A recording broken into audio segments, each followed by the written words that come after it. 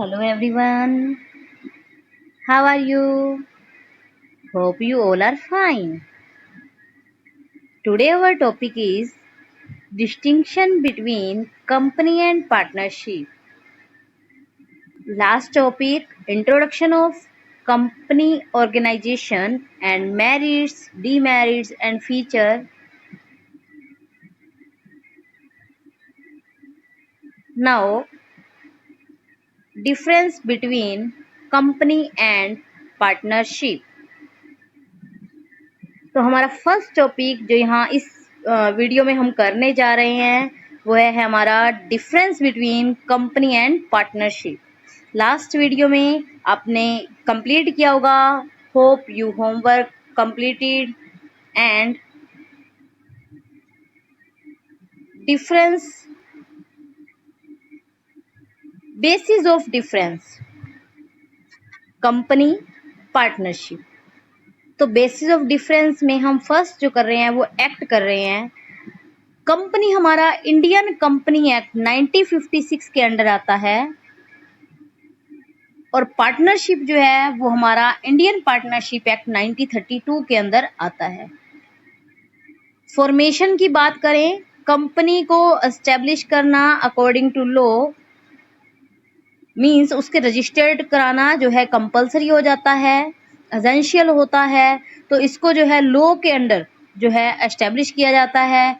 लेकिन पार्टनरशिप में एस्टेब्लिश करने के लिए पार्टनर्स के बीच में एक कॉन्ट्रैक्ट या एग्रीमेंट ही हम कह सकते हैं हो जाता है। थर्ड पॉइंट हमारा है registration of company is essential and registration of partnership is not essential. Company के केस में रजिस्ट्रेशन कराना जरूरी है, कंपलसरी है, लेकिन पार्टनरशिप के केस में ऐसा कराना जरूरी नहीं है। नंबर ऑफ मेंबर आप देख सकते हैं, पब्लिक कंपनी के केस में मिनिमम 7 मेंबर होने चाहिए और प्राइवेट कंपनी के केस में 2 मेंबर होने चाहिए। लेकिन मैक्सिमम पब्लिक कंपनी के केस में लिमिट ही नहीं है, नो लिमिट, कितने भी पर्सन हो सकते हैं। लेकिन प्राइवेट कंपनी के केस में मैक्सिमम जो है 50% जो है होते हैं। पार्टनरशिप के केस में बैंकिंग में कम से कम 2 और ज्यादा से ज्यादा 10, जनरल बिजनेस में 20 तक मैक्सिमम जा सकते हैं। मिनिमम की तो दोनों में सेम ही रहेगी, बैंकिंग में भी और जनरल पार्टनरशिप में भी। लाइबिलिटी की बात करें तो शेयर होल्डर की लाइबिलिटी लिमिटेड होती है, जितने के शेयर उन्होंने परचेज किए होते हैं बस उतने तक की लाइबिलिटी रहती है। लेकिन पार्टनरशिप के केस में लाइबिलिटी जो है वो अनलिमिटेड होती है। 6th पॉइंट देख सकते हैं आप, separate entity. Company is a legally created artificial person whose existence is separate from its owner. तो कंपनी के केस में हम कह सकते हैं कि ये आर्टिफिशियल पर्सन है, लीगली जो है बनाया गया होता है, पर्सन्स के द्वारा जो है इसका रजिस्ट्रेशन कराकर इसको कॉमन सील देकर जो है ये सिग्नेचर करने का राइट इसको मिल जाता है। इसके नाम पर कॉन्ट्रैक्ट हो सकते हैं, ये अपने नाम पर एसेट्स परचेज कर सकता है, तो इसलिए ये अपनी एक अलग एंटिटी बनाता है। लेकिन पार्टनरशिप में no separate existence from its member. अगर पार्टनरशिप में पार्टनर अगर डेथ हो जाती है पार्टनर की, या पार्टनर इंसॉल्वेंट हो जाता है, बैंकक्रप्ट हो जाता है, तो पार्टनरशिप बंद हो जाती है। लेकिन कंपनी के केस में बंद होने के चांस नहीं होते, मेंबर आते रहते हैं जाते रहते हैं, कंपनी जो है वो चलती रहती है। लेकिन पार्टनरशिप के केस में जो लाइबिलिटी होती है वो पर्सन की ही रहती है। मींस अगर कोई भी हैवी लॉस होता है तो उनकी पर्सनल प्रॉपर्टी जो है वो ले ली जाती है, क्योंकि उनकी सेपरेट एग्जिस्टेंस जो है वो नहीं मानी जाती। तो यहाँ पर कह सकते हैं हम पार्टनरशिप के केस में सेपरेट एग्जिस्टेंस नहीं होती है, कंपनी के केस में होती है।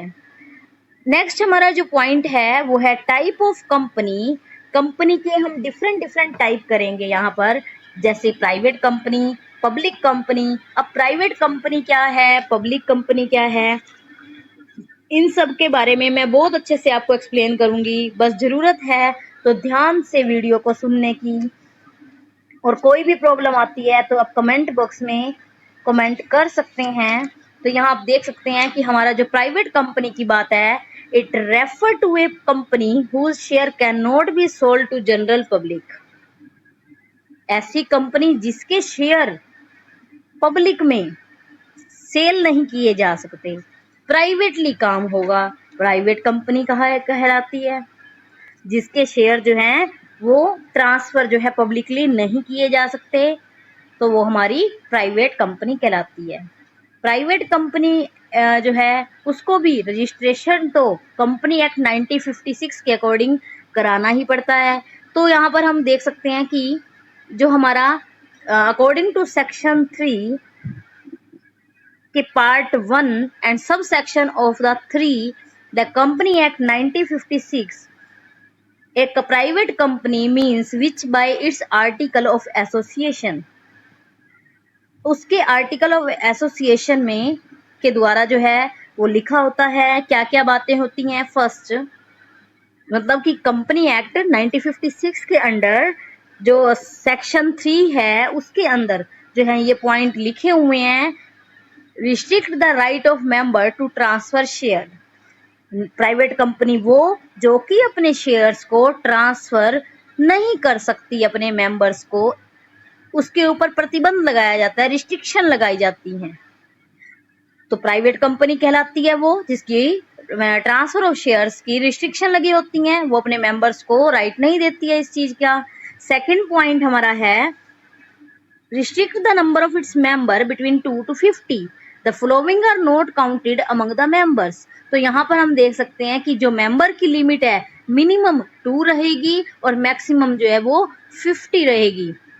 अगर मेंबर की संख्या जो है इससे बढ़ जाती है तो वो प्राइवेट कंपनी जो है वो नहीं कहलाती है, मीन्स उसकी कंडीशंस को फॉलो नहीं करती है तो वो नहीं कहलाएगी।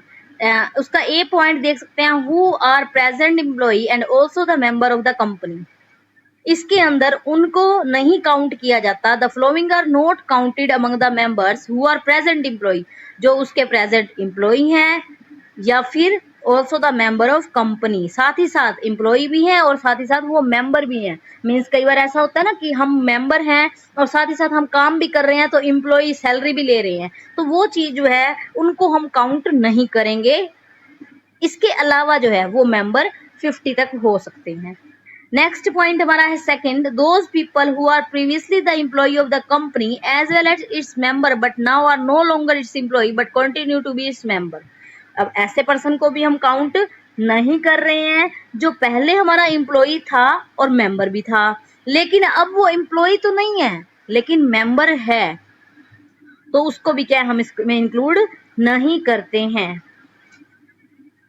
थर्ड पॉइंट हमारा है puts a ban on inviting the public to subscribe to its share and debenture, अपने शेयर और डिबेंचर को इन्वेस्ट के लिए पब्लिक को जो है हम इनवाइट नहीं कर सकते, इनवाइट करने पर बैन लगाती है, तो ऐसी कंपनी जो है वो प्राइवेट कंपनी कहलाती है।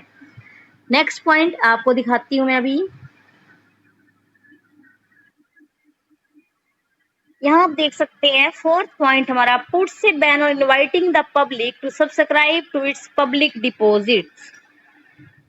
तो ये कहता है कि अपनी जो भी पब्लिक डिपॉजिट्स हैं उसको इन्वेस्टमेंट के लिए जो है पब्लिक को इनवाइट करने पर भी बैन लगाती है। पहले पीछे क्या था, अपने शेयर्स और डिबेंचर की बात कही थी, अब ये कह रहा है कि अपने पब्लिक डिपॉजिट्स के लिए भी, मींस आप इन्वेस्टमेंट के लिए पब्लिक को डिपॉजिट मतलब आप जो है डिपॉजिट भी नहीं करा सकते हैं, यहाँ पर उस चीज का भी जो है बैन है। नेक्स्ट जो हमारा पॉइंट है, must have a minimum paid up share capital of 1 lakh rupees, this amount of capital in subject to change from time to time.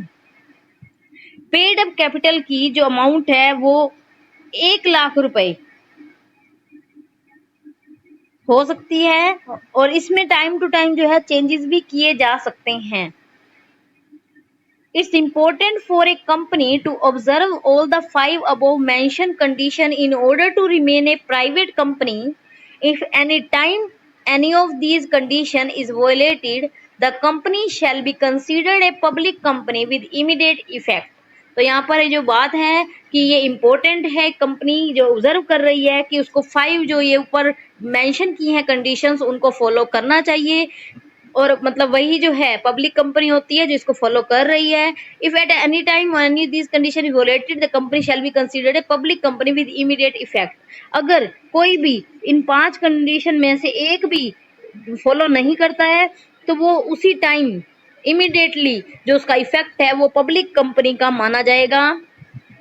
It is important for this company to add the words private limited after its name। जो private company होती है उसको अपने नाम के पीछे Pvt dot limited या फिर आप प्राइवेट लिमिटेड वर्ड जो है डायरेक्टली जो है वो लिखा होना चाहिए। आप यहाँ देख सकते हैं फॉर एग्जांपल में जो डिफरेंट डिफरेंट कंपनीज आपको मेंशन की हुई हैं उसमें पीवीटी डॉट लिमिटेड लिखा हुआ है। तो ऐसे ही एक प्राइवेट कंपनी जो है अपने नाम के पीछे जो है उसको प्राइवेट लिमिटेड लिखना पड़ता है। तो यहाँ पर कुछ आपको जो है लिस्ट दी हुई है जो प्राइवेट कंपनीज के बारे में, जैसे कि automotive manufacturing private limited, Cargill India private limited, Cromus biotech private limited, Destin laboratories private limited. ये जो है हमारी Parle product, VK global publication private limited जिसके नाम की आपकी बुक आ रही है ये, है ना। तो इस तरीके से जो है हमारी Samsung India electronics private limited. तो ये जो हमारी हैं वो प्राइवेट लिमिटेड हैं, उसको हम इसी तरह से हम कर रहे थे यहाँ public company.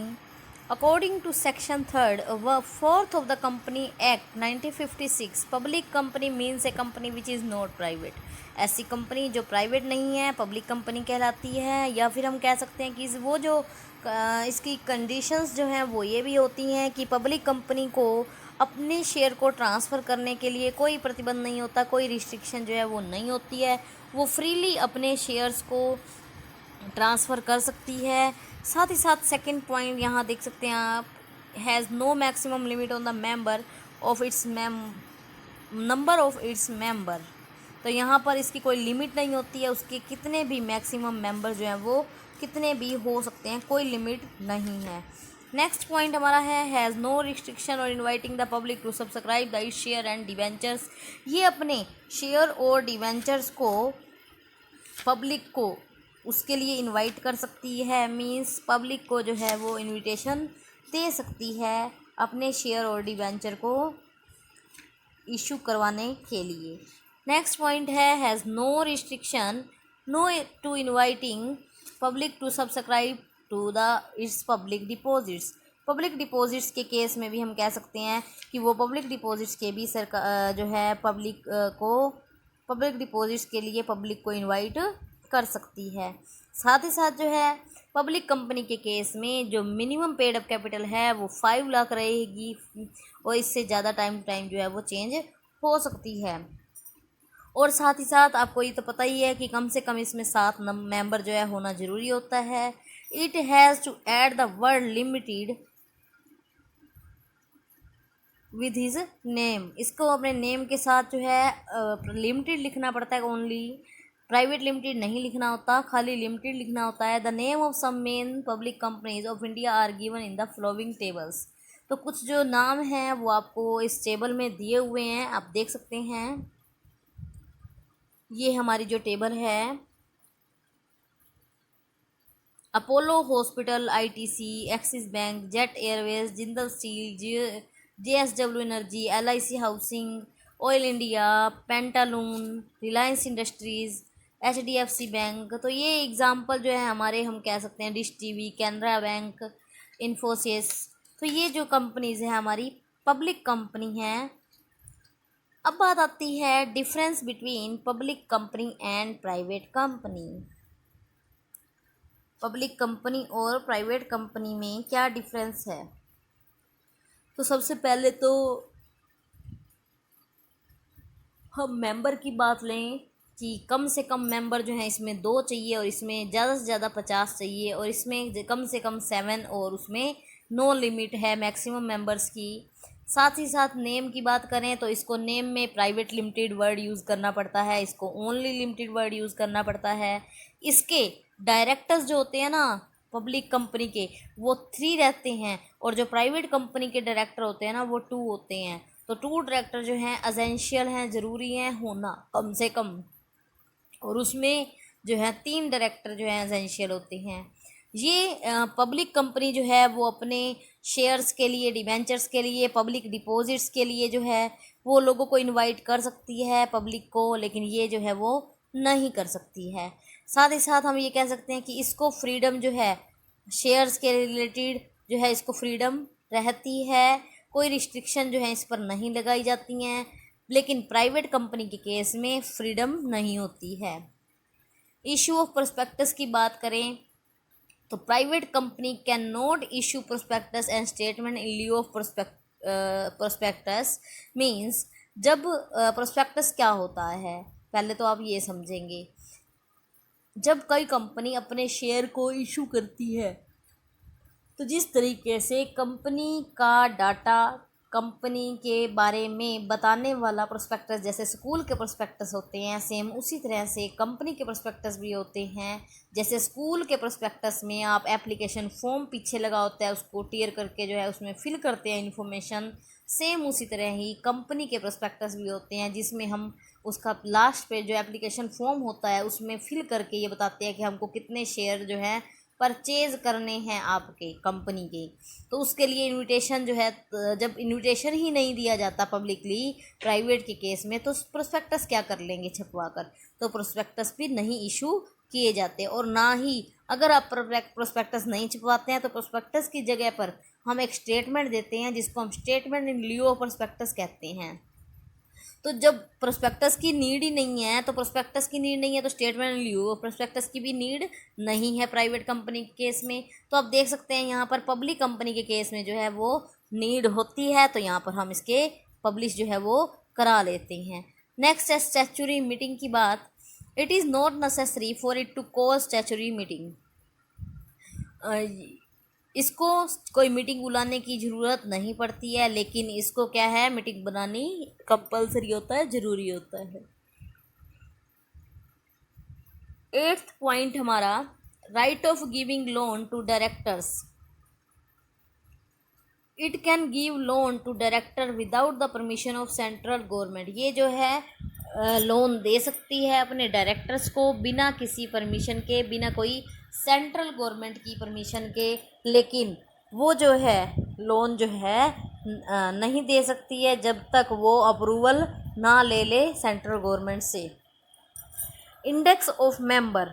It is not essential to prepare an index of member. इसको क्या है ज़रूरी नहीं है इंडेक्स ऑफ मेंबर में को प्रिपेयर करना, लेकिन if the number of member exceed 50, अगर इसके पब्लिक कंपनी के केस में 50 से ज़्यादा मेंबर होते हैं तो उसको मेंबर की सूची जो है, सूचकांक जो कह सकते हैं हम, इंडेक्स जो है बनाना पड़ता है। मिनिमम पेड अप कैपिटल इसकी 1 लाख है और उसकी 5 लाख है, आप देख सकते हैं। तो ये जो है हमारे पॉइंट्स जो हमारे डिफरेंस को क्लियर कर रहे हैं। तो ये जो पॉइंट हमारे यहाँ कंप्लीट होते हैं और ये डिफरेंस जो है पब्लिक एंड प्राइवेट कंपनी में, होप यू क्लियर कर चुके होंगे सब। कोई प्रॉब्लम नहीं होगी आप किसी को। अगर फिर भी कोई प्रॉब्लम है तो आप मुझे अपने कमेंट बॉक्स में जो है वो लिख कर भेज सकते हैं और आपकी प्रॉब्लम का ज़रूर सल्यूशन किया जाएगा। आज के लिए इतना ही, फिर मिलते हैं नेक्स्ट वीडियो में नेक्स्ट कंसेप्ट के साथ। Thank you and bye bye.